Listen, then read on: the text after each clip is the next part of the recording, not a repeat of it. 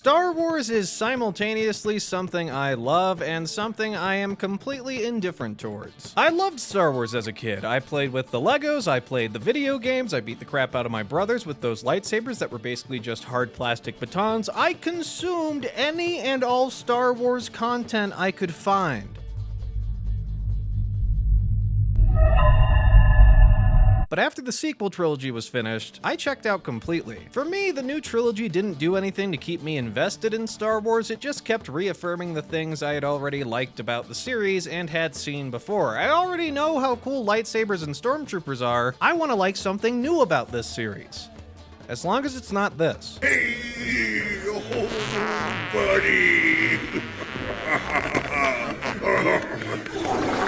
I recently rewatched the first 6 Star Wars movies in preparation for a video I was editing for my brother on the Battlefront collection that came out recently. And like most things with the words Star Wars in the title, the Battlefront collection was pretty disappointing. But still, I rewatched the first 6 movies, and I noticed something about Star Wars that I had never noticed when I was a kid, and that is that most of the Star Wars movies are fucking awful. I had no interest in rewatching the sequel trilogy because it was still fresh in my mind, a curse I would wish upon no one, and as for the prequels, I found them to be painfully boring and bordering on unwatchable. I started my rewatch of Star Wars in January with The Phantom Menace, and no joke, it took me a full week to watch that first movie. I kept sitting down to watch it with dinner and a tasty beverage and occasionally even mood-altering substances, but I kept turning it off for reasons that I can only assume are tied to my ancient need for self-preservation. Same goes for the next 2 prequels, though I will say the third I got through in just 2 days instead of a week. These prequel movies are not fun to watch in my experience, even with a lot of fun character designs, great music, and goofy fun special effects. But then, I started episode 4, and I remember jokingly thinking that, after a little over 2 weeks of trying to watch the prequels, what if I watched episode 4 and loved it so much I watched episode 5 in the same night? And to my surprise, that's exactly what happened. The original Star Wars trilogy is an example of lightning in a bottle. If you know about any of the behind-the-scenes facts about the trilogy's production, then you know how much of a miracle it is that A New Hope turned out as entertaining as it was. The original Star Wars trilogy was a mixture of groundbreaking special effects,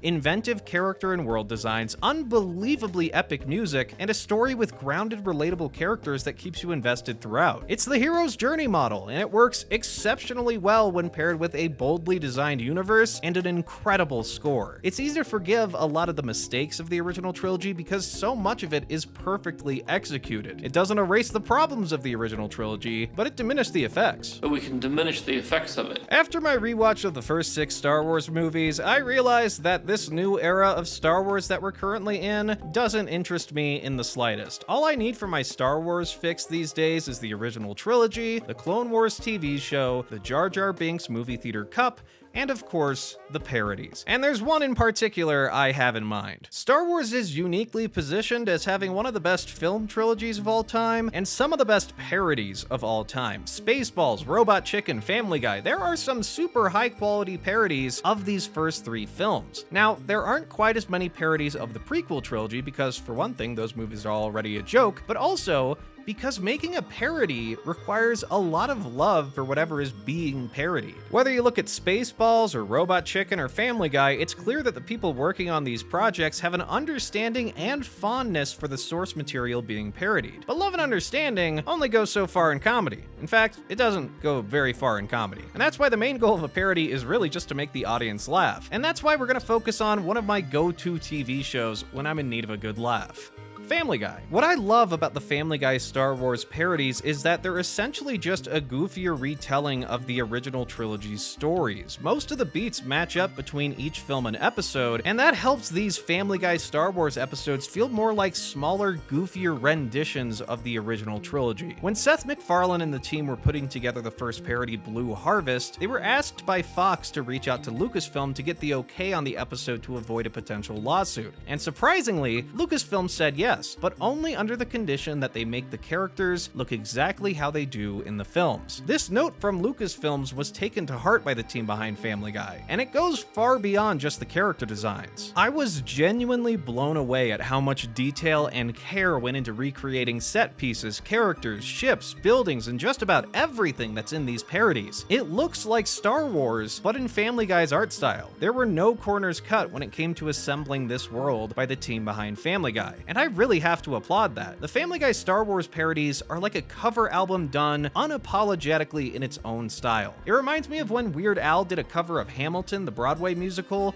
that he called the Hamilton Polka. Now, if you haven't heard of the Hamilton Polka, or Hamilton in general, here is exactly how much I can show you without being copyright struck. Alexander Hamilton. Weird Al lovingly crafted a goofy polka-fueled mashup of Hamilton, and he infused his style into each song he mashed up, but the content of the songs stays mostly the same. It's not your usual Weird Al parody because there aren't any noticeable theme or lyric changes. It's just a goofier presentation of something Weird Al was a fan of. And that's how I see the Family Guy's Star Wars parodies. Star Wars is beloved by many, especially the original trilogy, and like many beloved properties, people love sharing that love with like-minded people. The heart and soul of a parody like these Star Wars Family Guy episodes is the love for the source material by the team behind the scenes. It wouldn't work anywhere near as well if they didn't put so much attention to detail into this world and the characters they were making fun of. There's a reason Star Wars continues to be talked about and debated about all these years since its peak in quality, and it's because there are tons of people with a deep love for it despite its many flaws. Just look at how Family Guy presents these Star Wars parodies. It's Peter recounting the stories to his family. It's talking about it. That's half the battle with Star Wars. People like talking about it just as much as they pretend to like some of the movies. But here's the thing. I might not like the prequel trilogy. I might not like the sequel trilogy. I might not like the spin-offs and TV shows, and I have no interest in watching them. But the fact is, so long as people are still joking about it and talking about it, I still have a place in this weird Star Wars community where I can still interact with the content that I love so much. So what if it's not perfect? There are plenty of cool things to appreciate about Star Wars, and there are plenty of embarrassing things to joke about, especially once you get outside the original trilogy. Star Wars has a lot of problems, but so many people treat this franchise like an ancient sacred tome. This fanaticism behind Star Wars is nothing new. It's been cataloged on YouTube since the early days of the platform, with Red Letter Media's Mr. Plinkett reviews of the prequel trilogy and many